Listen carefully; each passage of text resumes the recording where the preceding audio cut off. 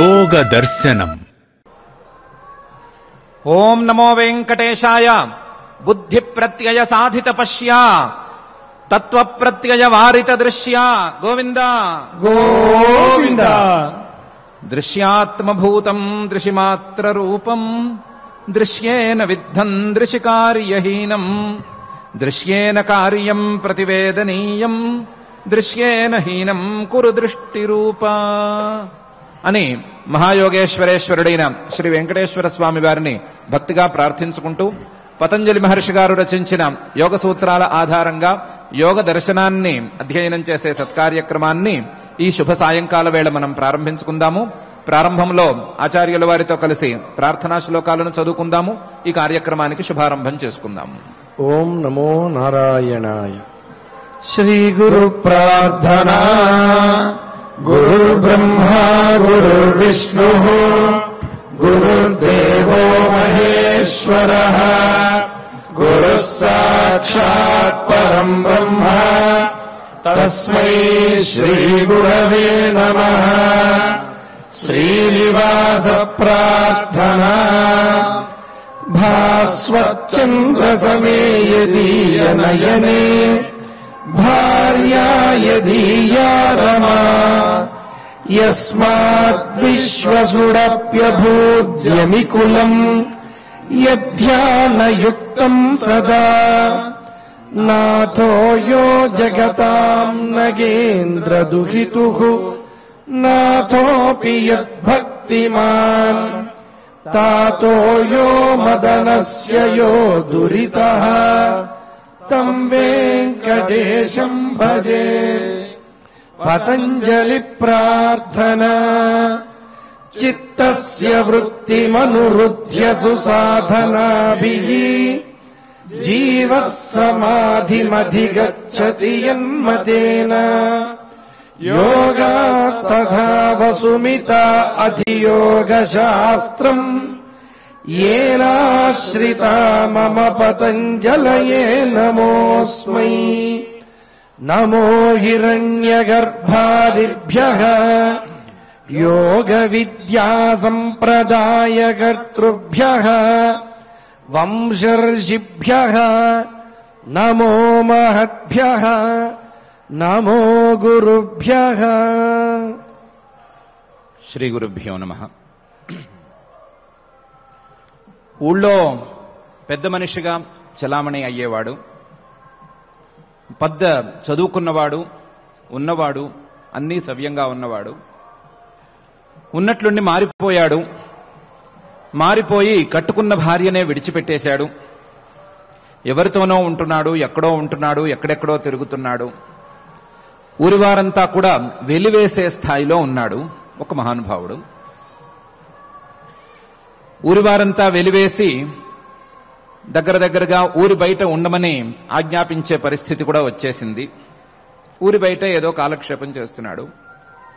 ఊళ్ళో వాళ్ళు ఎవ్వరూ కనీసం అతన్ని పలకరించడానికి కూడా సాహసం చేయటం లేదు. ఇటువంటి భ్రష్టుడు మన ఊళ్ళో ఊరి బయట ఉండటమే అవమానం అని అనుకుంటున్నారు. అలాంటి పరిస్థితులలో ఈ ఊరి బయట ఉండేటువంటి ఈ భ్రష్టుడి ఇంటికి ఋషభయోగీశ్వరుల వారు విచ్చేశారు.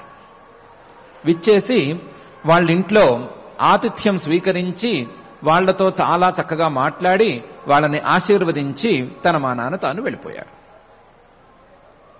ఊళ్ళో వాళ్ళందరూ ముక్కును వేలేసుకున్నారు. సామాన్యంలో అయినటువంటి మనమే వాడిని వెలివేశాము, ఈ ఋషభయోగి గారేమిటి, ఇంతటి మహానుభావుడేమిటి, వీళ్ళ ఇంటికి రావటమేంటి, వచ్చినవాడు ఏదో చూసిపోక తెలియకుండా వచ్చినట్లు వచ్చిపోక ఇంట్లో నివాసమేమిటి, భోజనాలేంటి, హడావిడులేంటి, ఆశీర్వచనాలేంటి, ఈ విషయాలన్నీ బయటికి పొక్కటమేంటి అని ముక్కును వేలేసుకున్నారు. ఆశ్చర్యపోయారు. ఆశ్చర్యంతో మాట్లాడుకుంటూనే ఉన్నారు. ఈ మాటలు ఇలా సాగుతూ ఉండగానే ఈ మహానుభావుడు కాస్త కాలం చేశాడు. కాలం చేసిన వెంటనే మనిషి మంచివాడైపోయాడు. ఆ మనిషి గురించి చెడు మాట్లాడుకోవటం మానేశారు. ప్రజలందరూ ఆయన గురించి మర్చిపోయారు. ఋషభయోగీశ్వరుడు అంతటి వాడు ఈయన ఇంటికి ఎందుకు వచ్చాడు అనే ప్రశ్న ఎవరికి తర్వాత ఎక్కువసేపు నిలవలేదు. ఆ చరిత్ర గతించిపోయింది. ఆ రోజు కాలం చేసినటువంటి మహానుభావుడు సుమతీదేవి అని ఒక మహారాణి గారి గర్భంలోకి ప్రవేశించాడు. ఈ సుమతీదేవి గారు వజ్రబాహువు అనేటువంటి మహారాజు గారి భార్య. ఈ వజ్రబాహువు గారికి చాలా కాలం సంతానం కలగలేదు. సంతానం కలగకపోవటం వలన ఆయన పెళ్లి మీద పెళ్లి చేసుకుంటూ వస్తున్నాడు. ఏదో ఒక వివాహం తర్వాత అయినా సంతానం కలగకపోతుందా అని ఎన్ని పెళ్లిళ్ళు చేసుకున్నా సంతానం కలగటం లేదు. ఏదో నోములు చేస్తూనే ఉన్నారు, వ్రతాలు తపలు పూజలు ఇవన్నీ జరుగుతూనే ఉన్నాయి. చివరికి ఆశ్చర్యంగా పెద్ద భార్యకి గర్భం వచ్చింది. ఆ పెద్ద భార్యే ఈ సుమతీదేవి. ఆ గర్భంలోకి ఈయనే ప్రవేశించాడు. ఇన్ని పెళ్లిళ్ళు అయిన తరువాత ఇంత మిగతా వారికి ఈ గర్భం రాకుండా పెద్ద భార్యకి గర్భం రావటంతో మిగతా రాణులకి ఈ పెద్ద భార్య మీద అసూయ పుట్టింది. అసూయతో ఈవిడ కడుపుతో ఉండగా ఈవిడికి విషం పెట్టారు. ఆ విషం ప్రభావం ఏమిటో పాపం పెద్దరాణి గారు కాస్త ఇబ్బంది పడ్డారు. గాని గర్భంలో ఉండేటువంటి శిశువు మాత్రం ఏమీ మరణించలేదు. ప్రసవం వరకు జరిగిపోయింది. ప్రసవం జరిగిపోయిన తరువాత చాలా కాలం తరువాత పుట్టాడు, లేక పుట్టాడు అని పిల్లవాడికి భద్రాయువు అని నామకరణం చేసుకున్నారు వజ్రబాహు మహారాజు గారు. మంగళకరమైనటువంటి ఆయుస్సు గలవాడు అని సామాన్యంగా పెట్టాడు. మంచి ఆయుస్సు ఉండాలి పిల్లవాడికి, ఈ రాజ్యం నిలవాలి అని ఆయన కోరుకున్నాడు. కోరుకున్న తరువాత పిల్లవాడి శరీరాన్ని జాగ్రత్తగా చూస్తే పిల్లవాడి ఒంటి నిండా కురుపులున్నాయి. ఆ కురుపులు ఈ మిగతా రాణులు పెట్టినటువంటి విష ప్రభావమో లేదా మరొకటో తెలియదు గాని ఒళ్ళంతా మాత్రం కురుపులున్నాయి. కురుపుల నుంచి చీము కారుతోంది. ఆ చీము ఆ కురుపులకి పిల్లవాడు నిరంతరం ఏడుస్తున్నాడు. ఏం చేస్తారు? పిల్లవాడు కురుపులతో పుడితేనేమి, చీముతో పుడితేనేమి, ఏడుస్తూ ఉంటేనేమి, ఏదో రాజకుటుంబంలో నడిచిపోతోంది. ఆశ్చర్యంగా ఈ పిల్లవాడి కురుపులు తల్లికి కూడా అంటినాయి. తల్లికి కూడా అవే కురుపులు క్రమంగా వచ్చినాయి. ఆ కురుపులు పిల్లవాడి కురుపులు తల్లి కురుపులు సమానంగా ఉన్నాయి. తల్లి పిల్లవాడు సమానంగా ఏడుస్తున్నారు. రాజభవనం నిండా ఈ ఇద్దరి ఏడుపులు తప్ప వేరే ఏమీ వినిపించటం లేదు అనే పరిస్థితి వచ్చేసింది. దాన్ని రాజుగారు తట్టుకోలేకపోయారు. ఇది కాక మిగతా రాణుల అపశకున వాక్యాలు ఇవన్నీ కూడా తట్టుకోలేకపోయారు. చివరికి విధి లేని పరిస్థితుల్లో ఈ తల్లిని పిల్లవాడిని వీళ్ళిద్దరినీ రాజ్య బహిష్కారం అని చెప్పి బయటికి పంపించేశారు. వీళ్ళిద్దరూ రాజ్యం బయటికి వెళ్ళిపోయారు. ఈ పిల్లవాడిని పెట్టుకుని ఈ కురుపులతో ఉండే తల్లి కురుపులతో ఉండే పిల్లవాడిని పెట్టుకుని నానా అగచాట్లు పడుతోంది. పిల్లవాడిని ఏదో విధంగా పెంచుకుంటోంది. ఎవరో ధర్మాత్ముడు ఆశ్రయం ఇచ్చాడు. ఆ ధర్మాత్ముడి ఆశ్రయంలో ఏదో కాలం వెళ్లదీస్తూ ఉండగా ఈ లోపల ఈ కురుపులు ముదిరి పాకాన పడి పిల్లవాడు కాస్త ఒకరోజు హరిమన్నాడు. పిల్లవాడు మరణించాడు. మరణించడంతో ఈ తల్లి కష్టం సామాన్యంగా లేదు. అంతవరకు కురుపుల బాధతోనే ఏడ్చేటువంటి ఈ తల్లి ఈ పిల్లవాడు పోయాడనే బాధతో ఇంకా గట్టిగా ఏడవటం మొదలుపెట్టింది. ఆ ఏడుపు ఎంత ఘోరంగా ఉందంటే పిల్లవాడి శరీరాన్ని ముందు పెట్టుకుని ఏ దేవతలు లేరా, ఏ మహానుభావులు లేరా, ఎవ్వరూ లేరా నా పిల్లవాడిని బతికించటానికి అని అరుస్తోంది. అంత గందరగోళంగా తయారు చేసేస్తోంది. ఏదో చుట్టుపక్కల వాళ్ళు చేరి మంచి మాటలు ఏవో చెప్పారు. తప్పదమ్మా, మనిషి అన్న తర్వాత ఇలాంటివి చిన్న చిన్నవి జరుగుతాయమ్మా అని చెప్పారు. ఏం చెప్పినా ఆవిడేమి లొంగటం లేదు. వేటికి ఆవిడ అంగీకరించట్లేదు. అసలు పిల్లవాడి శరీరాన్ని తీసి పైన ఏ కర్మ చేయాలన్నా కూడా ఒప్పుకోవటం లేదు. అలాగే పెట్టు కూర్చుంది. ఈ లోపల కిందటి జన్మలో ఈ భ్రష్టుడి ఇంటికి వెళ్లి ఆతిథ్యం స్వీకరించిన ఋషభయోగీశ్వరులు వారు వచ్చారు. ఆయన వచ్చి ఈ పిల్లవాడి తల్లికి ఉపదేశం చేయటం మొదలుపెట్టారు. జీవులు వాళ్ళు ఎలా వస్తారు, ఎలా పోతారు, జీవుడి ఉత్క్రాంతి ఎలా ఉంటుంది, మళ్ళీ పునరాగమనం ఎలా ఉంటుంది, దానికి కారణాలేంటి అన్ని ఇవన్నీ కూడా శాస్త్రీయంగా ఆయన ఆవిడకు ఉపదేశం చేయటం మొదలుపెట్టారు. సామాన్యంగా ఈ పని సామాన్యులు కూడా చేయకూడదు. ఎవరైనా మరణ బాధతో ఉన్నప్పుడు వారికి ఏదో తత్వోపదేశం చేస్తామని, వేదాంతోపదేశం చేస్తామని, ఈ శరీరం అనిత్యమని, దీని మీద పాకులాడకూడదని చేయకూడదు. చేసినా పెద్ద ఉపయోగం ఉండదు. దానికి వ్యతిరేక ఫలితాలు ఉండేందుకు ఆస్కారమే ఎక్కువ ఉంది. అట్లాంటిది ఇంతటి మహాయోగి ఎప్పుడు ఏం చెప్పాలో తెలిసిన ఈయన ఈ తత్వోపదేశం చేయటం ఏంటి అని మిగతా వాళ్ళందరూ ఆశ్చర్యపోతున్నారు. ఆవిడ ఏడుపాపదు, ఈయన ఉపదేశం ఆపడు. ఆవిడ ఏడుస్తూనే ఉంది, ఈయన ఉపదేశం చేస్తూనే ఉన్నాడు. ఆవిడ ఒక మొండి పట్టు పట్టి, నా పిల్లవాడిని బతికించే మాటలేమన్నా ఉంటే చెప్పు, మిగతా మాటలేవి నాకొద్దు అని గట్టిగా ఒక మాట అనేసింది. ఈ ఋషభయోగి గారు ఏ మూడ్లో ఉన్నారో ఏమో, దాందేముంది, బతికించేద్దాం, బతికించడం అనేది పెద్ద విషయం కాదు అని జోలిలోంచి చిన్న భస్మ ఇది తీశారు. ఆ భస్మ పిల్లవాడి మీద చల్లారు. చల్లి బతికితాడు పిల్లవాడు, బతుకుతాడు, బతకటం మాత్రమే కాదు ఈ కురుపులు కూడా పోతాయి అని ఎవరం ఇచ్చి తన దారిని తాను వెళ్ళిపోయారు.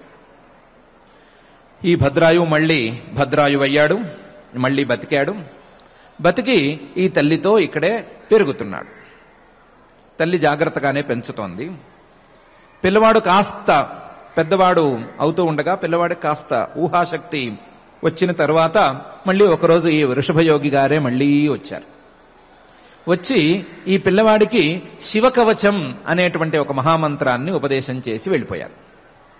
ఆ ఉపదేశం చేసేటప్పుడు చేతికి ఒక మంచి కత్తి కూడా ఇచ్చారు. చంద్రహాసం అని ఒక కత్తి కూడా ఇచ్చారు. కత్తి ఇచ్చి ఈ శివకవచాన్ని విడిచిపెట్టకుండా పారాయణ చేస్తూ ఉంటారు. అబ్బాయి, ఈ కత్తితో నువ్వు గెలవలేని వాళ్ళు ఉండరు, నువ్వు మహావీరుడు అవుతావు అని ఆశీర్వదించి మళ్ళీ వెళ్ళిపోయారు. ఈ పిల్లవాడు ఆ శివకవచాన్ని నిరంతరం మెళకువగా ఉన్నప్పుడు పారాయణ చేస్తూ ఉండటం, మనస్సులో నిరంతరం దాన్నే ధ్యానం చేస్తూ ఉండటం, ఏ దశలో ఉన్నా సరే ఈ శివకవచాన్ని విడిచిపెట్టకుండా దాన్ని సాధించటం అని అలవాట్లో పెట్టుకున్నాడు. పెట్టుకోవటంతో అసలే శివకవచ ప్రభావం, దానికి తోడు మహర్షి గారు ఇచ్చినటువంటి కత్తి ప్రభావం, మహావీరుడు అవ్వటం అనేది సహజంగా జరిగిపోయింది. పెద్దగా ఎవరు విద్యలు నేర్పించలేదు, విద్యలు నేర్చుకున్నవన్నీ సామాన్య విద్యలే. కానీ ఈ కత్తి ప్రభావమో, కవచ ప్రభావమో, లేదా అతని జన్మ ప్రభావమో, యోగీశ్వరుల యొక్క ఆశీర్వచనమో మహావీరుడు అయిపోయాడు అనే మాట మాత్రం వచ్చేసింది. ఈ లోపల తల్లి పాపం, నీ తండ్రి వజ్రబాహు మహారాజు గారు అనే మాట చెప్పలేదు, మన ఇద్దరినీ వెలివేశారు అనే మాట చెప్పలేదు. తండ్రి మీద ద్వేషం పెంచకుండానే పెంచుతూ వస్తోంది. ఈ లోపల ఈ వజ్రబాహు మహారాజు గారిని ఎవరో ఓడించి రాజ్యాన్ని ఆక్రమించారు అనే వార్త ఈ పిల్లవాడు విన్నాడు. వింటే పిల్లవాడికి కొంచెం పౌరుషం పొడుచుకొచ్చింది. మన మహారాజు గారు కదా ఆయన, వజ్రబాహు మహారాజు గారు, ఆయన్ని ఎవడో పరాయి రాజు వచ్చి ఆక్రమించడం ఏంటి, మనందరం ఊరుకోవటం ఏంటి అని అనిపించి ఒక మిత్రుణ్ణి తోడు తీసుకెళ్లి, ఒంటరిగా ఏ పని చేయకూడదురా, నాతో తోడుండు అని చెప్పి ఆ మిత్రుణ్ణి తోడు తీసుకువెళ్లి ఒంటరిగానే ఆ రాజుతో పోరాడి, ఆ రాజు సైన్యం అందరితోనూ యుద్ధం చేసి ఒంటి చేత్తో ఆ రాజును గెలిపించి, మళ్ళీ ఆ రాజును ఓడించి వజ్రబాహు మహారాజు గారిని గెలిపించి ఆయనకి రాజ్యం ఇచ్చి వెనక్కి వచ్చేశాడు. ఆ రాజ్యం ఇచ్చే సందర్భంలో గాని, ఈ పోరాటం చేసే సందర్భంలో గాని తాను ఎవరు అనే మాటను కూడా చెప్పుకోలేదు. పని చేశాడు, వెనక్కి వచ్చేశాడు. ఈ లోపల ఋషభయోగి గారు ఊరికే ఉండకుండా ఒక రాజుగారి దగ్గరికి వెళ్ళి, నీకో మంచి యువకుడిని చూపిస్తాను, మీ అమ్మాయి కీర్తిమాలిని ఆయనకి ఇచ్చేసేయి అని ఉపదేశం చేశాడు. కీర్తిమాలిని అనే పేరుతో ఆ రాజుగారికి అమ్మాయి ఉండేది. ఆ అమ్మాయిని ఈ యువకుడికి ఇచ్చేయమన్నాడు. ఆ యువకుడు పుట్టు పూర్వోత్తరాలు ఏవి అని ఆయన అడిగితే అవన్నీ నీకెందుకు అని అన్నాడు. నీకెందుకు, నేను చెప్తున్నాను కదా, ఇచ్చేయన్నాడు. ఋషభయోగి గారి మాట జవదాటటం అనేది అసంభవం కాబట్టి ఆ రాజుగారు ఒప్పుకున్నారు. ఒప్పుకుని పెళ్లికి ధూమ్ధామ్గా ఏర్పాట్లు చేశారు. చేసి ఉన్న రాజులందరినీ, తనకు పరిచయం ఉండే రాజులందరినీ పిలిచారు. పిలిస్తే ఆ పెళ్లికి ఈ వజ్రబాహు మహారాజు గారు కూడా వచ్చారు. అంటే మన భద్రాయువు గారి తండ్రి, కానీ భద్రాయువు గారికి కానీ ఈయనకి కానీ ఆ విషయం తెలియదు. ఆ మహారాజు గారు కూడా వచ్చారు. వచ్చిన వాడు చూసి, అవును కదా, ఈ యువకుడే కదా నాకు రాజ్యం మళ్లీ దక్కటంలో సహాయం చేసింది, ఎవరి ఇతను అని ఆరా తీశాడు. ఆరా తీస్తే రాణిగారు బయటకు వచ్చింది. చివరికి వ్యవహారం అంతా తేలిపోయింది. ఇది నా పిల్లవాడే, ఈవిడ నా భార్యే, నేనే అనవసరంగా వెలివేసుకున్నాను.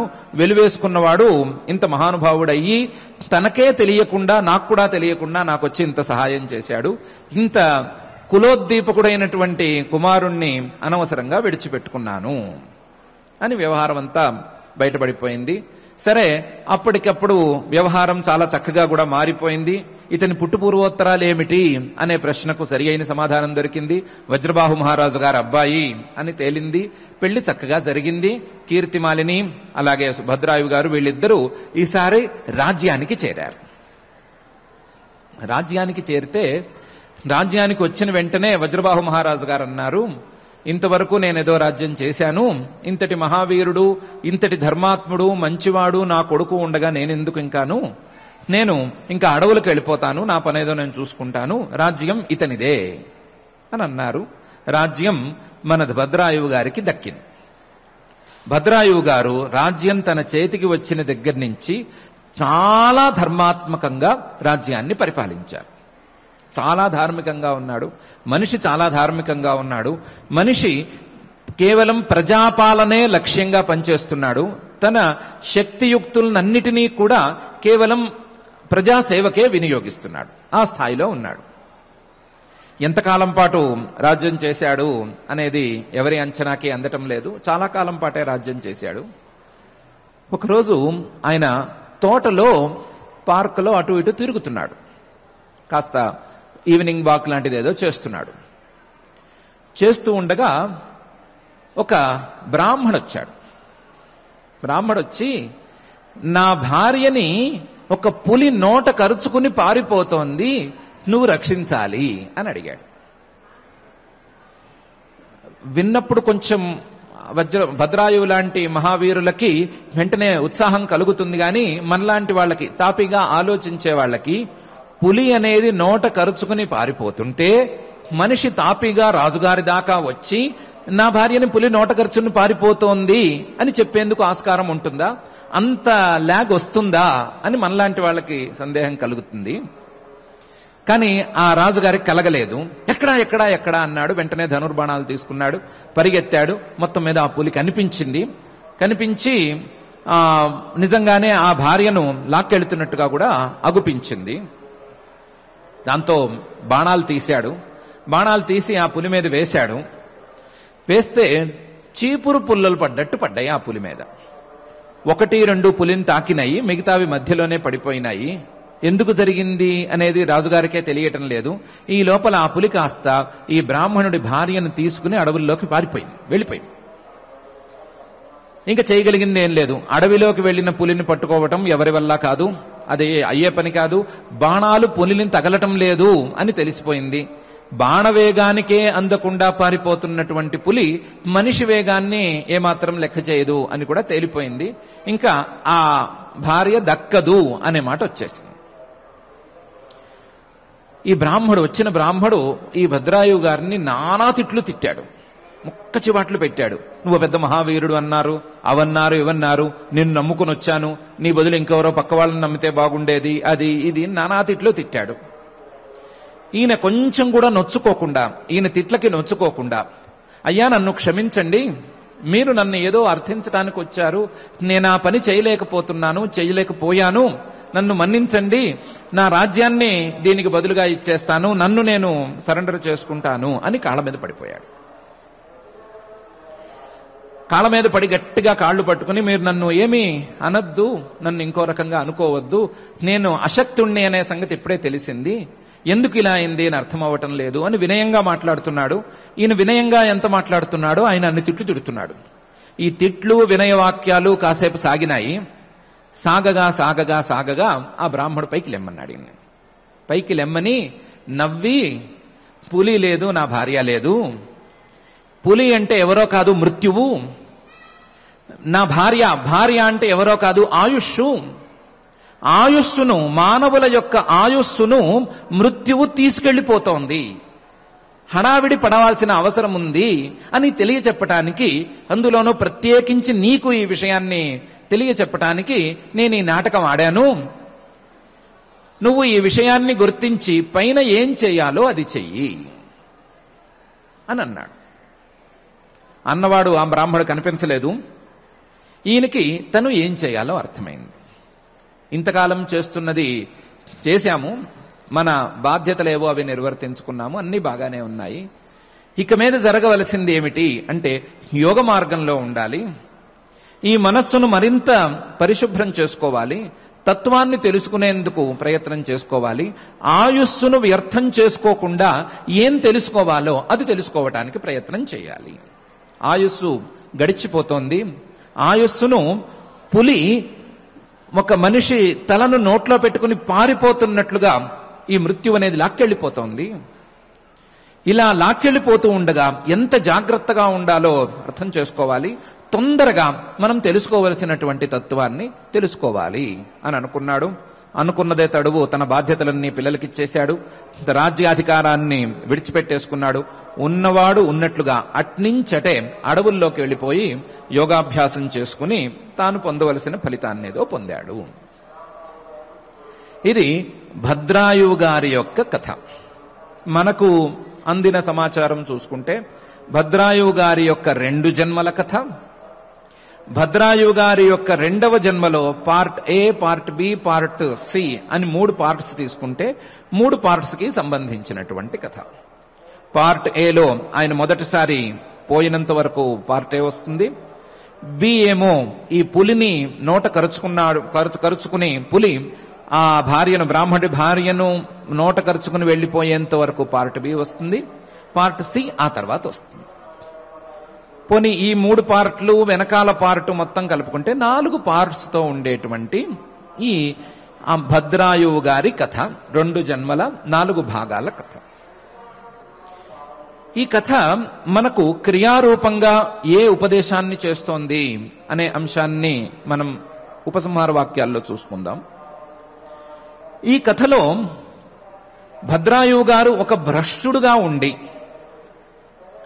తెలివి ఉండి, విద్య ఉండి కూడా భ్రష్టమైన పనులన్నీ చేస్తూ ఉండి, ఆ స్థితి నుంచి యోగి అవ్వటానికి కావలసినటువంటి మెట్లని ఏ విధంగా పొందాడు, ఎలా ఇది సాధ్యమైంది, ఒక భ్రష్టుడు యోగి ఎలా అయ్యాడు, ఒక భ్రష్టుడు ఋషభయోగీశ్వరుడు లాంటి మహానుభావుడి యొక్క అనుగ్రహాన్ని ఎలా పొందాడు అనేది మనకు ప్రధానమైనటువంటి అంశం. ఎలా పొందాడు అంటే ఋషభయోగీశ్వరుడి యొక్క అనుగ్రహాన్ని తాను గత జన్మలలో చేసుకున్నటువంటి పుణ్యాలకు ఫలితంగా పొందాడు. ఆ అనుగ్రహ ఫలితంగా తన బుద్ధిని క్రమంగా శోధన చేసుకునేటువంటి అవకాశాన్ని పొందాడు. మొదటి జన్మలో భ్రష్టుడుగా ఉండేటువంటి ఇతను ఆ భ్రష్టత్వానికి తగినట్లుగా బాల్యంలో మరు జన్మలో ఎన్నో కష్టాలను అనుభవించాడు. నిరంతరం కురుపులు, ఏడుపు, వేదన, తీవ్రమైనటువంటి యాతన ఇలాంటి వాటిని అన్నిటినీ అనుభవించాడు. కర్మ ఫలితాన్నైతే అనుభవించాడు. కర్మ ఫలితాన్ని అనుభవించడంతో పాటు ఆ గురువు అనుగ్రహం తోడవటం వలన బుద్ధి శోధన జరిగి గురువుగారు చేసినటువంటి ఉపదేశాన్ని ఆచరించటం, గురువుగారు చెప్పినటువంటి మంత్రాన్ని జపం చేసుకోవటం, దాని ద్వారా ఫలితాలను పొందటం అనేటువంటి పై స్థాయికి ఎదిగాడు. ఆ స్థాయిని క్రమంగా నిలబెట్టుకుంటూ తాను చేయవలసినటువంటి మంచి పనులతోనూ ఈ గురువుపదేశంతోనూ మనస్సును శోధన చేసుకుంటూ ఉండగా తిరిగి గురువు ఒక రూపంలో వచ్చి నీవు ఈ భాగాన్ని లేదా ఈ పాత్రని ఆపేసి కొత్తగా సాధనను మొదలు పెట్టవలసింది అనే సూచన చేయంగానే దాన్ని అందిపుచ్చుకున్నాడు. అందిపుచ్చుకుని పై స్థాయి సాధనకు వెళ్ళాడు. అంటే క్రమంగా తన బుద్ధిని తాను శోధన చేసుకోగలుగుతూ వచ్చాడు. బుద్ధి శోధన చేసుకోవటం అనేది ఇతనికి తొందరగా సాధ్యమైంది కాబట్టి బుద్ధి శోధనతో ఇతను అభివృద్ధి పథంలోకి వెళ్ళిపోయాడు, లేదా యోగుల కోవలోకి చేరబోతున్నాడు అనే విషయం మనకు కూడా తెలుస్తోంది. బుద్ధి యొక్క శోధన, బుద్ధి యొక్క పరిశుభ్రత అనేది గనక సాధించగలిగితే ఇలాంటి ఫలితాలు తప్పకుండా అందుతాయి. ఇలాంటి ఫలితాలు అందటం అనేది అతి తక్కువ అంశం. ఇంతకు మించి పై స్థాయి ఫలితాలు కూడా అందుతాయి అని మనకు యోగశాస్త్రం నిర్దేశిస్తోంది. బుద్ధే గనక పరిశుభ్రమైతే అంతవరకు బుద్ధితో జరిగేటువంటి పరిణామాలకు వ్యతిరేక దిశలో పరిణామాలు జరుగుతాయి. అంతవరకు బుద్ధితో జరిగేటువంటి భోగాలకు వ్యతిరేక దిశలో అపవర్గం అనేటువంటి ఫలితం దక్కుతుంది అని మనకు యోగశాస్త్రం నిర్దేశిస్తోంది. అటువంటి నిర్దేశాన్ని సూచనప్రాయంగా వెల్లడించేటువంటి కథ భద్రాయువు గారి కథ. ఆ కథలోని అంశాలు, ప్రధానమైన అంశాలు చూసేసుకున్నాం కాబట్టి, బుద్ధి శోధనకు గురైతే ఏ విధంగా ఉంటుంది, బుద్ధి శోధన జరగకపోతే ఏ విధంగా ఉంటుంది అనే అంశాన్ని మనం మహర్షి గారి సూత్రాల్లో ఎలా ఉంది అని పరిశీలించేసుకుందాం. మహర్షి గారు దృశ్య స్వరూపాన్ని ప్రదర్శించారు. దృగ్దృశ్యయో సంయోగ హేయహేతు అని ప్రారంభించి, దృక్కు దృశ్యం లేదా చూసేటువంటి ఆత్మ, చూడబడేటువంటి వస్తువు, ఈ రెండిటి యొక్క కలయిక దుఃఖానికి కారణం అని ప్రారంభించారు. అందులో చూడబడేటువంటి వస్తువులు ఎన్ని రకాలుగా ఉంటాయి అని విభాగం చేసి చూపించారు. చూపించిన తర్వాత చూసే వ్యక్తి ఎవరు, చూసే ఆత్మ ఎవరు అనే మాట చెప్పారు. చూసే ఆత్మ ఎవరు అంటే ద్రష్టా దృశిమాత్ర శుద్ధోపి ప్రత్యయానుపశ్య అని చెప్పారు. చూసేవాడు అని కేవలం వ్యవహారంలో మాత్రమే ఉంది. చూసేవాడు కాదు, ఈయన విజ్ఞాన స్వరూపుడు, ఋషిమాత్ర శుద్ధ, పరిశుద్ధమైనటువంటి స్వభావం కలవాడు, ఏ వస్తువుతోనూ సంబంధం ఉన్నవాడు కాడు. కానీ ప్రత్యయానుపశ్య, బుద్ధి ఏ వస్తువులను లోపలికి తీసుకువస్తే ఆ వస్తువులను అలా చూస్తాడు, బుద్ధితో పాటుగా చూస్తాడు. బుద్ధి చూస్తే తాను కూడా చూస్తాడు. బుద్ధి ఎలా ఆడిస్తే అలా ఆడుతూ ఉంటాడు అని చెప్పారు. బుద్ధి ఎలా ఆడిస్తే అలా ఆడుతూ ఉంటాడు అంటే, బుద్ధి గనక సాంసారికమైన విషయాల మీదకు వెళితే సాంసారికమైన విషయాల మీదే ఉంటాడు. బుద్ధి గనక తత్వం వైపు మళ్ళితే తత్వం వైపు కూడా వెళ్ళిపోతాడు. తత్వ దర్శనాన్ని ఇదే బుద్ధి సహాయంతో చేస్తాడు, వస్తు దర్శనాన్ని కూడా ఇదే బుద్ధి సహాయంతో చేస్తాడు అనే విషయాన్ని చెప్పారు. ఈ చెప్పినటువంటి అంశాన్ని మరింత స్పష్టం చేయటం కోసం మహర్షి గారు పై సూత్రాన్ని ఇలా ప్రారంభిస్తున్నారు. తదర్థ ఏవ దృశ్యస్య ఆత్మ అని. ఏ ద్రష్టను గురించైతే మనం చెప్పుకున్నామో, ఏ ద్రష్ట యొక్క స్వరూపం, వాస్తవ స్వరూపం ఇది అని తేల్చుకుని, ఆ ద్రష్ట యొక్క వ్యావహారిక రూపం ఏమిటి అనే విషయాన్ని తేల్చుకున్నామో, ఆ ద్రష్ట కోసమే, ఆ దృశ్య స్వరూపంలో ఉండేటువంటి ఆత్మ కోసమే దృశ్యస్య ఆత్మ. తదర్థ ఏవ దృశ్యస్య ఆత్మ. ఈ ఆత్మ కోసమే ఈ దృశ్యం అనబడేటువంటి బుద్ధి లేదా బుద్ధికి వెనకాల ఉండేటువంటి ప్రకృతిని మొదలుపెట్టి, ప్రకృతితో మొదలు పెట్టుకుని చివరి దృశ్యం వరకు ఉండేటువంటి ప్రతి దృశ్య భాగము, దృశ్యంలో ఉండేటువంటి అన్ని విభాగాలు పనిచేస్తూ ఉంటాయి. ఈ పురుషుడి కోసం దృశ్యం అనేది పనిచేస్తుంది. దృక్శక్తి కోసం దర్శన శక్తి కలిగినటువంటి ఈ దృశ్యాలన్నీ కూడా పనిచేస్తూ ఉంటాయి అని ఈ సూత్రంలో చెప్తున్నారు. సూత్రం సంగ్రహంగా ఉంది, ఎన్నో అర్థాలను తనలో దాచుకుని ఉంది, కొంచెం నిగూఢాభిప్రాయాన్ని వెల్లడిస్తోంది. స్పష్టంగానైతే లేదు, స్పష్టంగా లేదు గాని విషయాన్ని బోధించడంలో సామర్థ్యం మాత్రం ఈ సూత్రానికి తప్పకుండానే ఉంది. ద్రష్ట లేదా ఆత్మ దృశ్యాలను చూస్తున్నారు అనేది వ్యవహారంలో ఉంది. దీన్ని ఎవరూ కాదనటానికి వీల్లేదు. దృశ్యాలను చూడటం లేదా కనిపించేటువంటి వస్తువులను చూడటం అనేది ఎలా సాధ్యపడుతోంది? వస్తువులకి ఈ ఆత్మకు సంబంధం ఎలా ఏర్పడింది?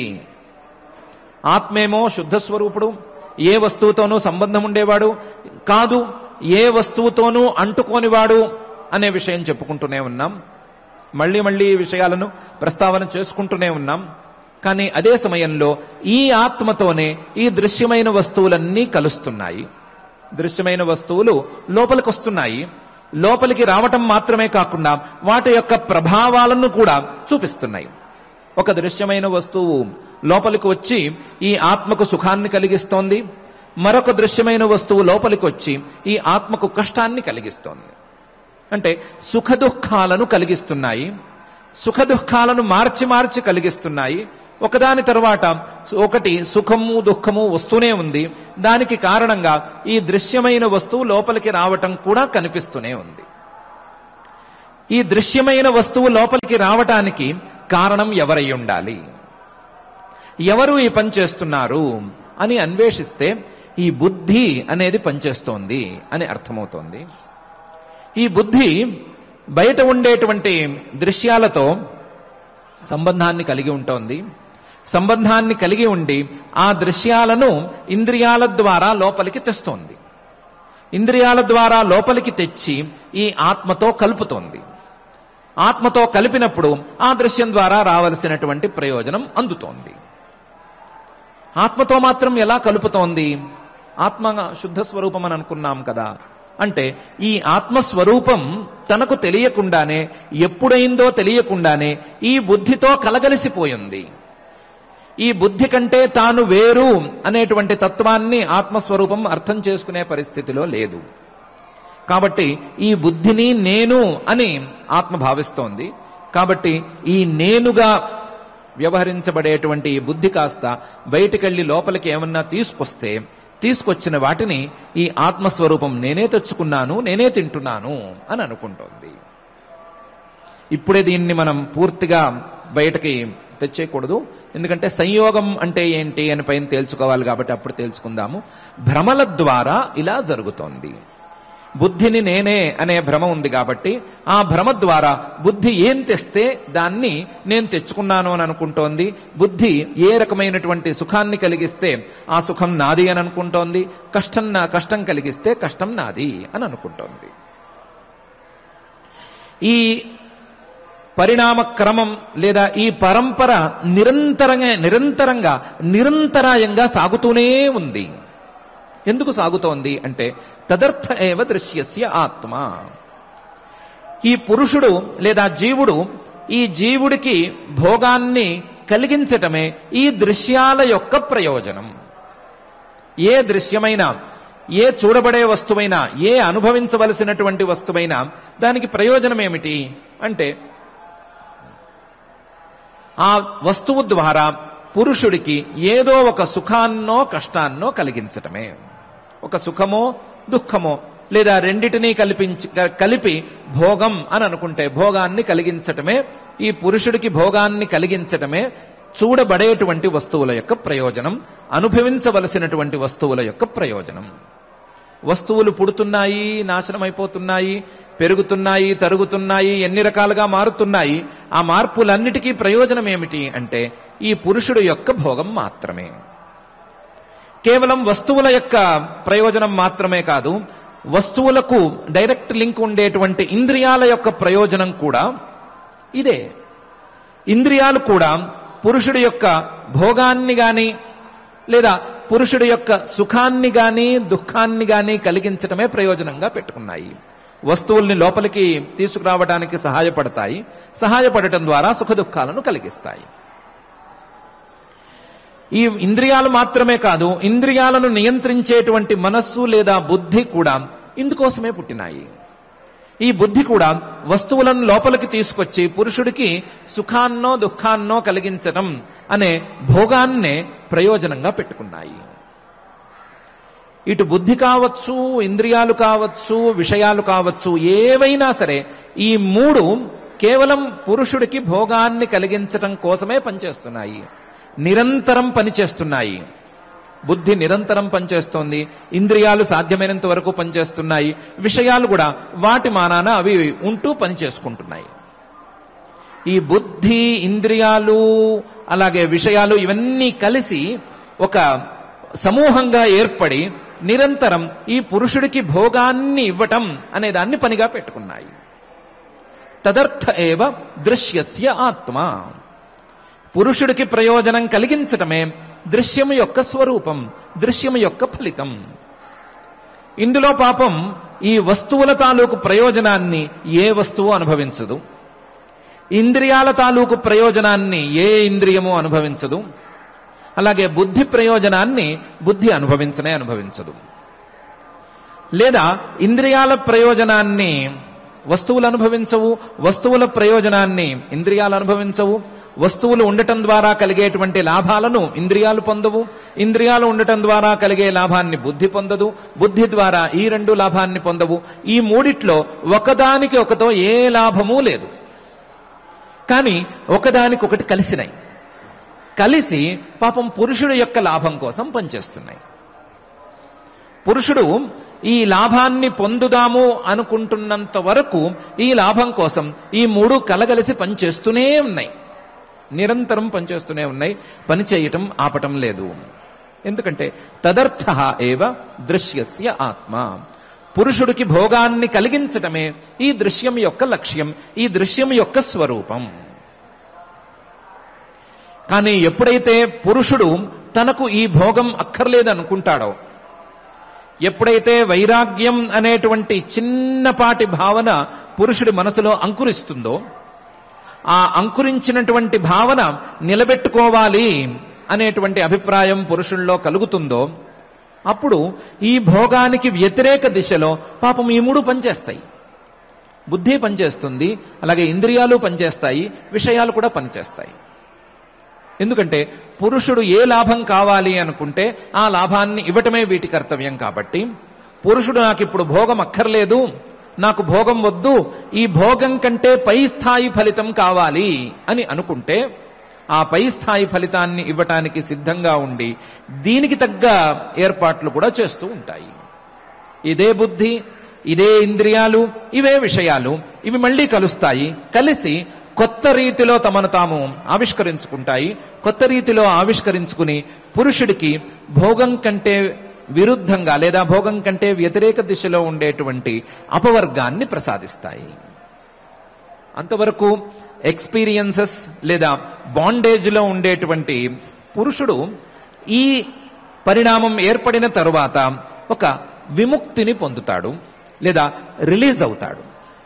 అంతవరకు బాండేజ్లో బద్ధుడై ఉండేటువంటి జీవుడు పూర్తిగా విముక్తుడవుతాడు. విముక్తుడయ్యేంత వరకు ఈ బుద్ధి, ఈ ఇంద్రియాలు, ఈ విషయాలు సహకరిస్తాయి.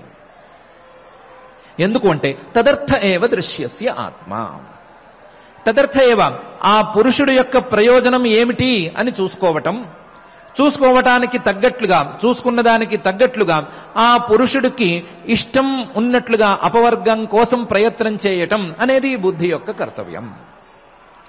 ఆ బుద్ధినే గనక ఆ విధంగా ప్రచోదన చేసుకోగలిగినట్లయితే, బుద్ధిని గనక అపవర్గం వైపు లేదా ఈ భోగానికి వ్యతిరేక దిశలో గనక కదల్చుకోగలిగినట్లయితే, బుద్ధిని ఆ వైపు గనక తోసుకోగలిగినట్లయితే బుద్ధి అట్లా కూడా ప్రయత్నం చేస్తుంది. ప్రయత్నం చేసి పురుషుడికి అపవర్గాన్ని తెచ్చిపెడుతుంది. ఎందుకంటే బుద్ధి యొక్క కర్తవ్యం. బుద్ధికి రెండు పనులు చేతవును. ఒకటి పురుషుడికి భోగాన్ని ఇవ్వటం లేదా భోగాన్ని ప్రసాదించటం.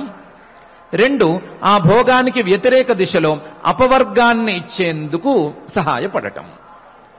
భోగాన్ని ఇచ్చేందుకు సహాయపడటం లేదా అపవర్గాన్ని ఇచ్చేందుకు సహాయపడటం అని రెండు పనులే చేతవును. ఆ రెండు పనులలో పురుషుడు ఏ విధమైనటువంటి ఆజ్ఞ ఇస్తే దానికి తగ్గట్లుగా నడుచుకోవటం అనేది బుద్ధి యొక్క స్వభావం. పురుషుడు గనక బుద్ధికి సరి అయిన దిశలో ఆజ్ఞను గనక జారీ చేయగలిగితే ఈ భోగం నుండి వ్యతిరేక దిశలో పనిచేయటం, అపవర్గం కోసం పనిచేయటం అనేది బుద్ధికి పెద్ద పనే కాదు. ఎందుకంటే తదర్థ ఏవ దృశ్యస్య ఆత్మ, బుద్ధి ఉన్నదే అందుకు. పురుషుడు ఏం చెప్తే అది చేయటానికే ఈ బుద్ధి ఉన్నది. కాబట్టి బుద్ధికి స్వయంగా ఏ ప్రయోజనము లేదు. కాబట్టి ఈ బుద్ధి లేదా బుద్ధితో కలిసినటువంటి ఇతర దృశ్యాలు ఇవన్నీ కూడా పురుషుడి యొక్క అపవర్గం కోసం ప్రయత్నం చేసి తీరుతాయి. తదర్థ ఏవ దృశ్యస్య ఆత్మ. కానీ ఆర్డర్ జారీ చేయటం అనేది పురుషుడి చేతిలో ఉంది. కొన్ని సందర్భాలలో ఆర్డర్ జారీ చేసినా సరే, ఆర్డర్స్ పాస్ చేసినా సరే బుద్ధి వినలేదు అని అంటే బుద్ధికి వినిపించలేదు అని అర్థం. వినిపించుకునే పరిస్థితిలో బుద్ధి లేదు అని అర్థం. మన భాషలో చెప్పుకోవాలంటే బుద్ధి ఇంకా స్వచ్ఛంగా మారలేదు అని అర్థం. బుద్ధి ఇంకా స్వచ్ఛపడలేదు, శుభ్రపడలేదు. బుద్ధి యొక్క శుద్ధి లేదు కాబట్టి బుద్ధి వినిపించుకోవటం లేదు. బుద్ధి వినిపించుకునే పరిస్థితే గనక తీసుకొస్తే, బుద్ధిని గనక శోధన చేసుకోగలిగినట్లయితే బుద్ధి పురుషుడు చెప్పేటువంటి ఈ విషయాలను వింటుంది, పురుషుడు యొక్క అభిప్రాయాన్ని మన్నిస్తుంది, మన్నించి దానికి తగ్గట్లుగా పనిచేస్తుంది. పనిచేసి పురుషుడు యొక్క అపవర్గం కోసం ప్రయత్నం చేసి తీరుతుంది. ఎందుకంటే తదర్థ ఏవ దృశ్యస్య ఆత్మ అని మహర్షి గారు రెండర్థాలను దృష్టిలో ఉంచుకుని ఈ సూత్రాన్ని మనకు ముందు ఉంచుతున్నారు. బుద్ధిని నిందించుకోనక్కర్లేదు. బుద్ధిలో ఏ తప్పు లేదు. బుద్ధి అనేది ఒక మెషిన్ లాంటిది మాత్రమే. ఆ మెషిన్ని ఆన్ లేదా ఆఫ్ చేయవలసింది ఎవరు అంటే ఈ పురుషుడే చేయాలి. బుద్ధి అనేది ఒక ఆటోమేటిక్ గా రన్ అయ్యేటువంటి మెషిన్ లాంటిది. అది తనంతట తానే ఇంద్రియాలను తన అదుపులోకి తెచ్చేసుకుంటుంది. తనంతట తానే ఇంద్రియాలను విషయాల మీదకు ప్రేరేపిస్తుంది. ప్రేరేపించి ఆ విషయాలను ఇంద్రియాల ద్వారా లోపలికి తెస్తుంది.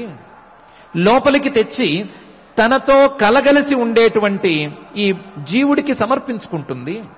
ఎందుకంటే తాను చేయవలసిన పని తను చేయాలి కాబట్టి, తనకు చేతనైన పని అది ఒక్కటే కాబట్టి, తనలో ఉండేటువంటి క్రియాశక్తిని దర్శన శక్తిని తాను వాడుకోలేదు కాబట్టి పురుషుడికే సమర్పించాలి కాబట్టి పురుషుడికి సమర్పించేస్తుంది. పురుషుడు ఈ బుద్ధి తెచ్చినటువంటి వాటన్నిటినీ చూసుకుంటూ చూసుకుంటూ వాటితో సుఖాన్నో లేదా దుఃఖాన్నో అనుభవిస్తూ దాన్నే భోగం, అదే పరమావధి అని అనుకుంటూ ఆ భోగం కోసమే నిరంతరం బుద్ధిని ప్రేరేపిస్తూ ఉంటే దానికి తగినట్లుగానే బుద్ధి నడుచుకుంటుంది. అలా కాకుండా ఇలా కాదు, ఈ భోగం వలన నాకు ఉపయోగము లేదు, ఈ భోగంలో ఉన్నవన్నీ కూడా దోషాలే అనే మాట అర్థం చేసుకోగలిగి కించిత్తు వైరాగ్యాన్ని తెచ్చిపెట్టుకుని ఆ వైరాగ్యంతో బుద్ధిని శోధన చేసుకుని ఆ బుద్ధికి గనక నాకు ఈ భోగం వద్దు, అపవర్గం కోసం ప్రయత్నాన్ని ప్రారంభించు అని గనక ఆజ్ఞాపిస్తే బుద్ధి తప్పకుండా అపవర్గం కోసం ప్రయత్నం చేస్తుంది. బుద్ధి యొక్క స్వభావం పురుషుడికి భోగాపవర్గాలను ఇవ్వటం, వట్టి భోగాన్ని ఇవ్వటం మాత్రమే కాదు, అపవర్గాన్ని ఇవ్వటం కూడా బుద్ధి యొక్క స్వభావమే, బుద్ధి యొక్క సామర్థ్యమే. అపవర్గం కోసం ఏ ప్రయత్నం చేయాలో ఆ ప్రయత్నాన్ని బుద్ధి తప్పకుండా చేస్తుంది. చేసి తనను తాను నియంత్రించుకుని తన అధీనంలో ఉండేటువంటి ఇంద్రియాలను నియంత్రించుకుని విషయాల ప్రభావాన్ని తన మీదో లేదా తనతో కలిసినటువంటి జీవుడి మీదో పడనివ్వకుండా ఆపి పురుషుడికి అపవర్గాన్ని ప్రసాదించి తీరుతుంది. బుద్ధి శక్తిని వాడుకోవటం అనేది పురుషుడు యొక్క సామర్థ్యం మీద ఆధారపడిందే తప్ప బుద్ధి శక్తిలో ఏ లోపము లేదు. బుద్ధి శక్తి తన శక్తిని వాడుకోవటమే లక్ష్యంగా పెట్టుకుంది. ఆ వాడుకోవటం ద్వారా తాను ఏ ప్రయోజనాన్ని పొందటం లేదు. తనకేమి ప్రయోజనం లేకపోయినా సరే నిరంతరం కష్టపడుతూ పురుషుడి కోసం ఇంత పని చేస్తోంది. కాదు, నువ్వు నన్ను విడిచిపెట్టి వెళ్ళిపో అంటే ఆ పనైనా చేయటానికి సిద్ధంగా ఉంది. బుద్ధిలో ఏ లోపం లేదు. బుద్ధిని శోధన చేసుకోవటం అనేది పురుషుడి వంతు. బుద్ధిని శోధన చేసుకోవటం ఎందుకు పురుషుడి వంతు అంటే బుద్ధితో కలగలిసిపోయి ఉన్నాడు కాబట్టి, తాను బుద్ధి ఏకం అని అనుకుంటున్నాడు కాబట్టి, ఆ బుద్ధితో మమేకమైపోయినటువంటి తన యొక్క స్వరూపాన్ని విడదీసి చూసుకోవాలి అంటే బుద్ధిని శోధన చేసుకుని తీరాలి. శోధన చేసుకుని ఆ బుద్ధిని ప్రేరేపించి దాని ద్వారా తనను బుద్ధిని వేరుగా చూసుకోవాలి, అపవర్గ మార్గాన్ని ఆశ్రయించాలి అనే అంశాన్ని సూచన చేస్తూ తదర్థ ఏవ దృశ్యస్య ఆత్మ అనే సూత్రాన్ని మహర్షి గారు చెప్తున్నారు. ఇలా అసలు జరుగుతుందా అనేది మనకేమైనా ప్రశ్న ఉంటే ఉండవచ్చు. ఇలా ఆటోమేటిక్గా జరిగిపోయేవన్నీ ఉంటాయా అనే ప్రశ్నలు ఉండవచ్చు. ఉన్నట్టుండి నన్ను చూడొద్దు అంటే చూడకుండా వెళ్ళిపోతుందా, లేదా నాకు కనిపించద్దు, నా కోసం పని చేయొద్దు అని అంటే వెళ్ళిపోతుందా, అలా ఉంటాయా అని మనకేమైనా సందేహాలు కలిగితే కలగవచ్చు. దానికి ఏవో పెద్దలు 2 దృష్టాంతాలు చెప్తారు. దూడ పుట్టింది, పుట్టిన వెంటనే ఈ దూడకు పాలు ఇవ్వాలి అని తల్లి ఆవు అనుకోవాలా, లేదా అనుకోక ముందే ఈ దూడ పుడుతూనే దూడతో పాటుగానే ఆ తల్లి ఆవుకు పాలు వస్తున్నాయా? వత్స వివృద్ధ్యర్థం యథా ప్రవృత్తి అజ్ఞస్య క్షీరస్య. ఆ పాలు ఆ ఆవుకు తెలియకుండానే కారిపోతున్నాయి. ఆ ఆవు నా దూడకు నేను పాలు ఇవ్వాలి అని సంకల్పించేంత వరకు పాలు ఆగటం లేదు. వాటంతట అవే ఈ పాలు దూడ కోసం ప్రవహిస్తున్నాయి. అలాగే ఈ బుద్ధి కూడా పురుషుడు యొక్క ప్రయోజనం కోసం నిరంతరం ప్రవహిస్తోంది. పురుషుడికి అనుకూలం చేస్తున్నాను అనుకుని ప్రవహిస్తోంది. పురుషుడు ఇది నాకు అనుకూలం కాదు, ఇది ప్రతికూలం, నాకు అపవర్గమే కావాలి అనంటే పురుష విమోక్షణార్థం తథా ప్రవృత్తి ప్రధానస్య.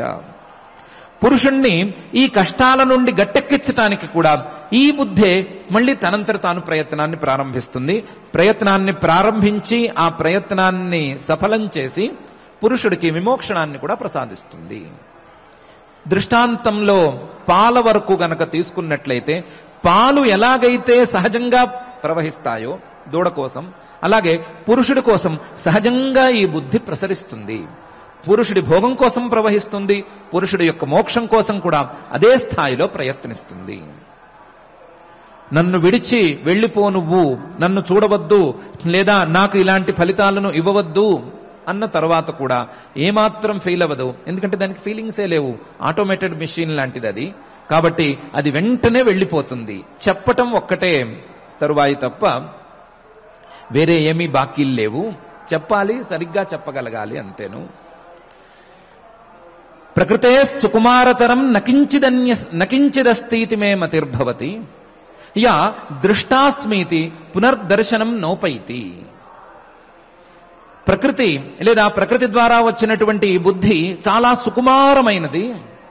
ఎందుకంటే ఒక్కసారి నేను నిన్ను చూసేశాను, నీ తత్వం ఏంటి అని నాకు అర్థమైపోయింది, నువ్వు వెళ్ళిపో అంటే ఏమాత్రం మొహమాట పడకుండా సిగ్గుపడిపోయి పారిపోతుంది. ఒక్కసారి గనక చూస్తే అది మళ్ళీ నన్ను చూడటానికి వీలు ఉంది అన్నట్లుగా ఉండదు. ఆ బుద్ధిని విడిగా చూడలేకపోవటం అనేది పురుషుడు యొక్క అజ్ఞానమే తప్ప బుద్ధిలో లోపమేమీ లేదు. బుద్ధి గనక పురుషుడు సరిగ్గా చెబితే తప్పకుండా వింటుంది.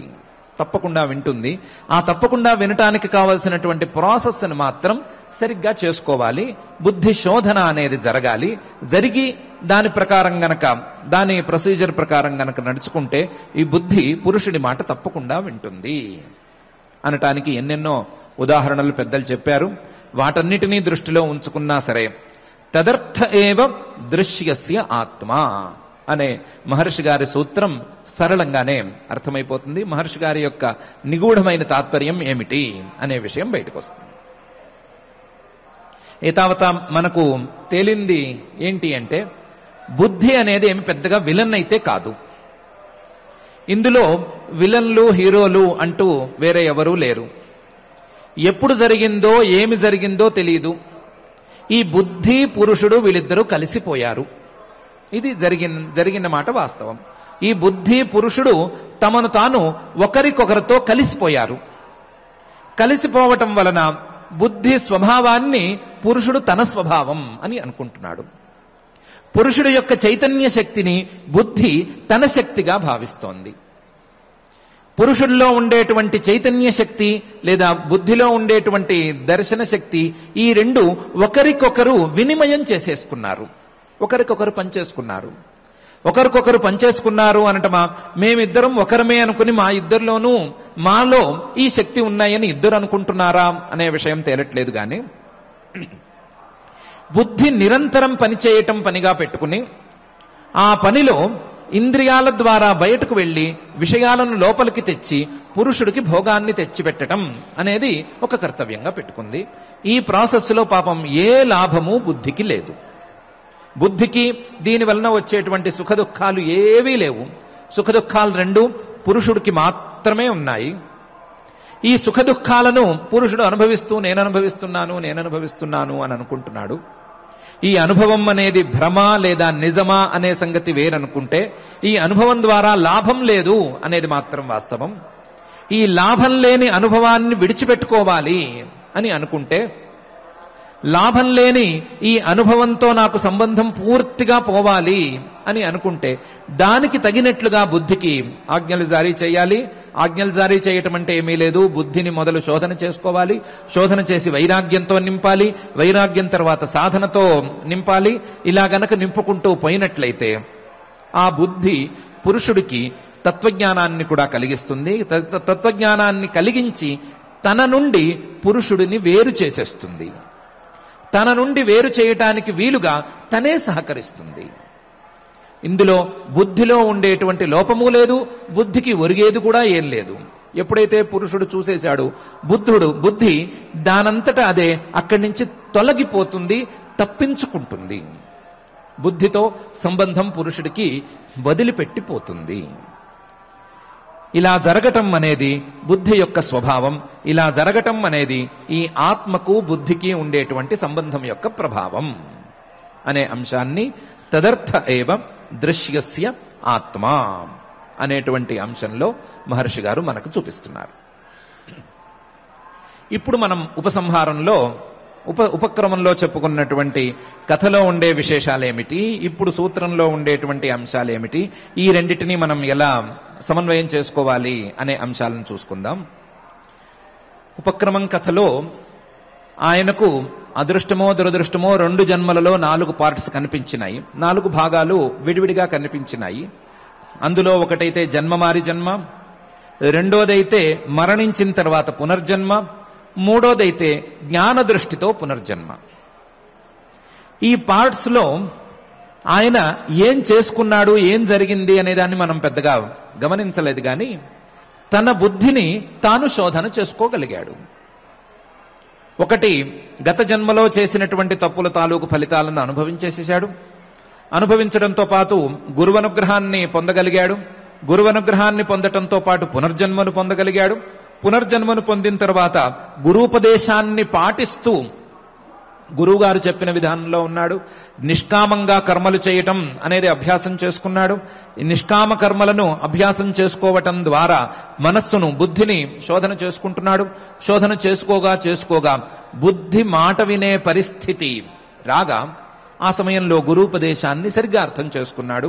ఆయుస్సు, పులి, భార్య వీటన్నిటికీ ఉండేటువంటి సంబంధాన్ని అర్థం చేసుకున్నాడు. తనను తాను మార్చుకుని యోగ మార్గంలోకి ప్రవేశపెట్టుకోగలిగాడు. తాను అంటే వేరెవరూ లేరు కదా, బుద్ధిని యోగ మార్గంలోకి ప్రవేశపెట్టగలిగాడు. రాజుగా ఉండి భోగాలను అనుభవించే స్థితి నుండి ఈ భోగాలు వద్దు, నాకు భోగం కంటే యోగమే ముద్దు అనేటువంటి స్థాయికి బుద్ధిని తీసుకువెళ్ళగలిగాడు. ఇదే కదా అందులో ఉండేటువంటి సారాంశం. ఈ సారాంశాన్ని దృష్టిలో పెట్టుకుంటే భోగాల వైపు ఉండేటువంటి బుద్ధిని, భోగమే ప్రధానంగా భావించేటువంటి ఈ బుద్ధిని, లేదా ఆ బుద్ధితో ఉండేటువంటి మనను మార్చుకుని గనక బుద్ధిని అపవర్గం వైపుకో లేదా తత్వజ్ఞానం వైపుకో వాస్తవ జ్ఞానం వైపుకో గనక ప్రోత్సహించుకోగలిగితే, అటువైపు మళ్లించగలిగితే, దానికి కావలసినటువంటి ఏర్పాట్లు, దానికి కావలసినటువంటి బుద్ధి శోధన ఏర్పాట్లు గనక చేసుకోగలిగినట్లయితే ఎవరికైనా సరే బుద్ధి మాట విని అపవర్గ మార్గంలోకి ప్రవహిస్తుంది అని మనకు తెలుస్తుంది. అపవర్గ మార్గంలోకి ప్రవేశించటం అనేది బుద్ధి యొక్క స్వభావంలో ఒకటి, బుద్ధి యొక్క స్వభావంలో ఒక భాగం మాత్రమే అని మనకు తదర్థ ఏవ దృశ్యస్యాత్మ అనే సూత్రం కూడా చెబుతోంది.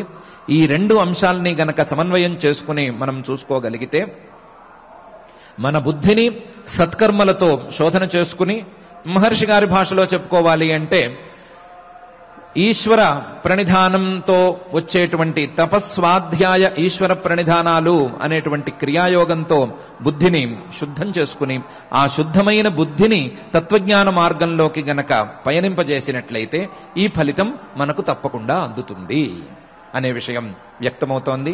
ఈ వ్యక్తమయ్యేటువంటి విషయాన్ని మనం మళ్ళీ ఆలోచించుకుంటూ, మళ్ళీ ఈ విషయం మీద మన యొక్క బుద్ధిని ప్రసరింపజేసుకుంటూ, క్లారిటీ తెచ్చుకుంటూ, మనం కూడా భోగాల మీద ఉండేటువంటి దృష్టిని, భోగాలనే ప్రధానంగా భావించుకునేటువంటి మన బుద్ధిని అపవర్గం వైపుకు మళ్లించేందుకు ప్రయత్నం చేసుకుందాం. దానికి సహకరించవలసిందిగా యథావిధిగా మహాయోగేశ్వరేశ్వరుడైన శ్రీ వెంకటేశ్వర స్వామి వారిని ప్రార్థించుకుందాం. ఆ ప్రార్థనతో ఈరోజు పారాయణ కార్యక్రమాన్ని ప్రారంభించుకుందాం. ఓం నమో వెంకటేశాయ. ఇంతవరకు మనం పతంజలి మహర్షి అందించినటువంటి యోగ సూత్రంలో 2వ అధ్యాయంలో ఉండేటువంటి సాధనపాద సూత్ర సారాంశాన్ని భద్రాయువు కథ ద్వారా మనందరికీ కూడా భద్రపరిచే విధంగా జ్ఞానాన్ని తెలుసుకుని మన బుద్ధిని కూడా భోగం వైపు కాకుండా అపవర్గ మార్గం వైపు చేసేటువంటి శక్తిని ఇమ్మని, అటువంటి శక్తిని గతంలో అర్జునునకు శ్రీకృష్ణ పరమాత్మ అందిస్తూ కర్మ సన్యాస యోగంలో యత్ సాంఖ్యై ప్రాప్యతే స్థానం తద్యోగైరపి గమ్యతే ఏకం సాంఖ్యం చ యోగం చ యః పశ్యతి సపశ్యతి అని తెలియజేశాడు. కాబట్టి అలాంటి అర్జునునికి అందించినటువంటి జ్ఞానాన్ని కూడా మనకి అందించేటువంటి ఉద్దేశ్యంతోనే శ్రీ వెంకటేశ్వర స్వామి మనకు ముందు గీతా పాఠనం జరిపించాడు. ఇప్పుడు యోగ తత్వాన్ని కూడా అందిస్తూ ఉన్నాడు. ఈ రెండిటిని సమన్వయం చేసుకుంటూ మనం ఆత్మతత్వ జ్ఞానాన్ని తెలిసే విధంగా ఆ స్వామిని వేడుకుందాం. ఆయన పరిపూర్ణమైనటువంటి అనుగ్రహం మనపై ప్రసరిల్లే విధంగా మన కర్తవ్యాన్ని మనం నిర్వహిస్తూ నేడు గీతాపారాయణలో శ్రీకృష్ణ ప్రార్థన దగ్గర నుంచి మంగళాంతం వరకు మంగళయుక్తంగా పఠించుకుని పారాయణ కార్యక్రమాన్ని పరిసమాప్తి చేసుకుందాం. నేడు కర్మ సన్యాస యోగం అనేటువంటి 5వ అధ్యాయాన్ని అందరం కలిసి భక్తితో శ్రద్ధగా పఠిద్దాం. శ్రీకృష్ణ ప్రార్థనా వసుదేవసుతం దేవం కంసచాణూరమర్దనం దేవకీ పరమానందం కృష్ణం వందే జగద్గురుం. శ్రీగీతా ప్రార్థనా సర్వోపనిషదో గావః దోగ్ధా గోపాలనందనః పార్థో వత్సః సుధీర్భోక్తా దుగ్ధం గీతామృతం మహత్. అథ శ్రీమద్భగవద్గీతాసు ఉపనిషత్సు బ్రహ్మ విద్యాయాం యోగశాస్త్రే శ్రీకృష్ణార్జున సంవాదే కర్మ సన్యాస యోగో నామ పంచమోऽధ్యాయః. అర్జున ఉవాచ సన్యాసం కర్మణాం కృష్ణ పునర్యోగం చ శంససి యచ్ఛ్రేయయేతయోరేకం తన్మే బ్రూహి సునిశ్చితం. శ్రీభగవానువాచ సన్యాసః కర్మయోగశ్చ నిశ్రేయసకరావుభౌ తయోస్తు కర్మ సన్యాసాత్ కర్మయోగో విశిష్యతే. జ్ఞేయః స నిత్య సన్యాసీ యో న ద్వేష్టి న కాంక్షతి. నిర్ద్వంద్వో హి మహాబాహో సుఖం బంధాత్ ప్రముచ్యతే. సాంఖ్యయోగో పృథక్ బాలాః ప్రవదంతి న పండితాః. ఏకమప్యాస్థితః సమ్యక్ ఉభయోర్విందతే ఫలం. యత్సాంఖ్యైః ప్రాప్యతే స్థానం తద్యోగైరపి గమ్యతే. ఏకం సాంఖ్యం చ యోగం చ యః పశ్యతి స పశ్యతి. సన్యాసస్తు మహాబాహో దుఃఖమాప్తుమయో గతః. యోగయుక్తో మునిర్బ్రహ్మ న చిరేణాధిగచ్చతి. యోగయుక్తో విశుద్ధాత్మా విజితాత్మా జితేంద్రియః. సర్వభూతాత్మభూతాత్మా కుర్వన్నపి న లిప్యతే. నైవ కించిత్ కరోమీతి యుక్తో మన్యేత తత్వవిత్. పశ్యన్ శృణ్వన్ స్పృశన్ జిఘ్రన్ అశ్నన్ గచ్చన్ స్వపన్ శ్వసన్ ప్రలపన్ విసృజన్ గృహ్ణన్ ఉన్మిషన్ నిమిషన్నపి. ఇంద్రియాణీంద్రియార్థేషు వర్తంత ఇతి ధారయన్. బ్రహ్మణ్యాధాయ కర్మాణి సంగం త్యక్త్వా కరోతి యః. లిప్యతేన స పాపేన పద్మపత్రమివాంభస. కాయేన మనసా బుద్ధ్యా కేవలైరింద్రియేణపి. యోగినః కర్మ కుర్వంతి సంగం త్యక్త్వాత్మశుద్ధయే. యుక్తః కర్మ ఫలం త్యక్త్వా శాంతిమాప్నోతి నైష్ఠికీం. అయుక్తః కామకారేణ ఫలే సక్తో నిబధ్యతే.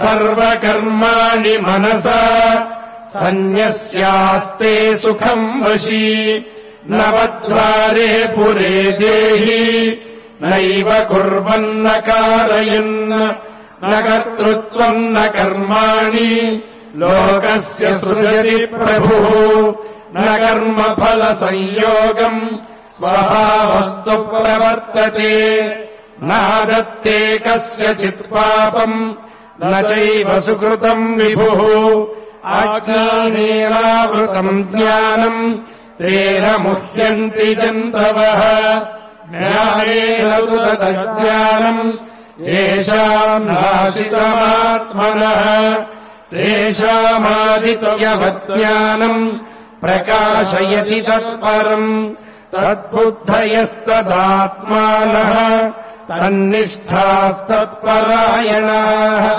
गच्छन्त्य पुनरावृत्तिम् ज्ञाननिर्धूतकल्मषाः विद्याविनयसम्पन्ने ब्राह्मणे गविहस्तिनि शुनि चैव स्वपाके च पण्डिताः समदर्शिनः इहैव तैर्जितः स्वर्गः येषाम् साम्ये स्थितम् मनः निर्दोषम् हि समम् ब्रह्म तस्मात् ब्रह्मणि ते स्थिताः न प्रहृष्येत् प्रियम् प्राप्य नोद्विजेत प्राप्य चाप्रियम् स्थिरबुद्धिरसम्मूढः ब्रह्मविद् ब्रह्मणि स्थितः बाह्यस्पर्शेष्वसक्तात्मा विन्दत्यात्मनि यत्सुखम् स ब्रह्मयोगयुक्तात्मा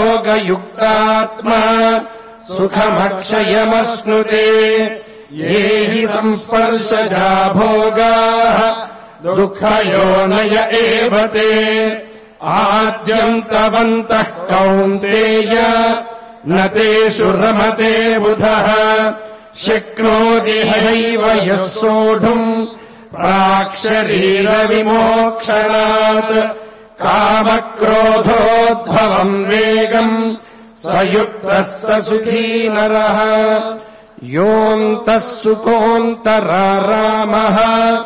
तथान्तर्ज्योतिरेव यः स योगी ब्रह्मनिर्वाणम् ब्रह्मभूतोऽधिगच्छति लभन्ते ब्रह्मनिर्वाणम् ऋषयः क्षीणकल्मषाः छिन्नद्वैधायतात्मानः सर्वभूतहिते रताः कामक्रोधवियुक्तानाम् यतीनाम् यतिचेतसाम् अभितो ब्रह्मनिर्वाणम् वर्तते विदितात्मनाम् स्पर्शान् कृत्वा बहिर्बाह्यान् चक्षुश्चैवान्तरे भ्रुवोः प्राणापानौ समौ कृत्वा नासाभ्यन्तरचारिणौ यतेन्द्रियमनो बुद्धिः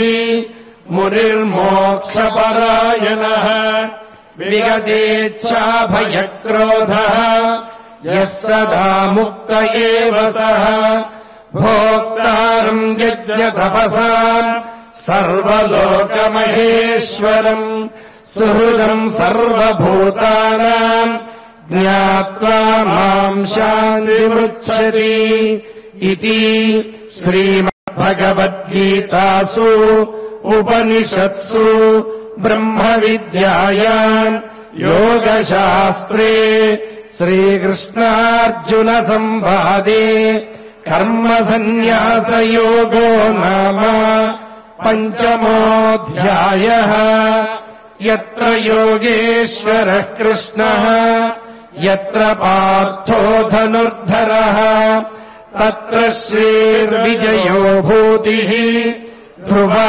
नीतिर्मतिर्मम अथ क्षमा प्रार्थना यदक्षरपदभ्रष्टम् मात्राहीनम् च यद्भवेत् तत्सर्वम् क्षम्यताम् देव नारायण नमोऽस्तु ते अथ भगवत्समर्पणम् कायेन वाचा मनसेन्द्रियैर्वा बुद्ध्यात्मना वा प्रकृते स्वभावात् करोमि यद्यत् सकलम् परस्मै नारायणायेति समर्पयामि। अथ लोकक्षेम प्रार्थना सर्वे भवन्तु सुखिनः सर्वे सन्तु निरामयाः सर्वे भद्राणि पश्यन्तु मा कश्चित् दुःखभाग् भवेत्। अथ मङ्गलम् श्रियः कान्ताय कल्याणनिधये निधयेऽर्थिनाम् श्रीवेङ्कटनिवासाय श्रीनिवासाय मङ्गलम्।